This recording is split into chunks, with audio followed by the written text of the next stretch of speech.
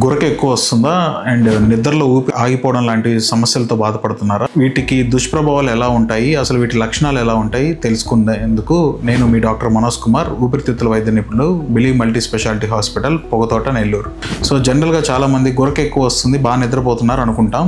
అది కాకుండా గురక ఒక్కటే కాకుండా ఊపిరి ఆగిపోవడం నిద్రలో జరుగుతూ ఉంటే ఇది చాలా ప్రమాదకరమైన జబ్బు. సో ఇవి లక్షణాలు ఎలా ఉంటాయి ముందు తెలుసుకుందాం. నైట్ నిద్రపోరు కాబట్టి పగటిపూట నిద్రపోతుంటారు. సో దీనివల్ల ఉదయం నిద్రలేయంగానే విపరీతమైన హెడేక్ లేదా నోరు ఎండిపోయినట్టు ఉండడం, ఇలాంటి లక్షణాలు కనిపించినా, లేదు అంటే నైట్ మీ మూడ్ స్వింగ్స్ డిఫరెంట్గా మారిపోవడం, అంటే చిన్నదానికి చిరాకు పడడం, కోపం వచ్చేయడం, చిన్న చిన్న వాటికి స్ట్రెస్, టెన్షన్స్ తీసుకోవడం లాంటివి ఉన్నా, ఎక్కువగా అలసిపోతూ ఉన్నా, ఉదయం పూట బీపీ కంట్రోల్ కాకుండా మీరు ఎన్ని డోస్ ఆఫ్ మందులు వాడుతున్నా కానీ బీపీ కంట్రోల్ కాకుండా ఉన్నా, అండ్ గుండె సమస్యలు ఉన్నా, షుగర్ ఉన్నా, అండ్ పిల్లలు పుట్టే సామర్థ్యం లేకపోయినా, ఇవన్నిటికీ కారణం ఓఎస్ఏ అనే రూట్ కాజ్ ఒకటి ఉంటుంది. దీన్నే అబ్స్ట్రక్టివ్ స్లీప్ యాప్నియా అంటాం.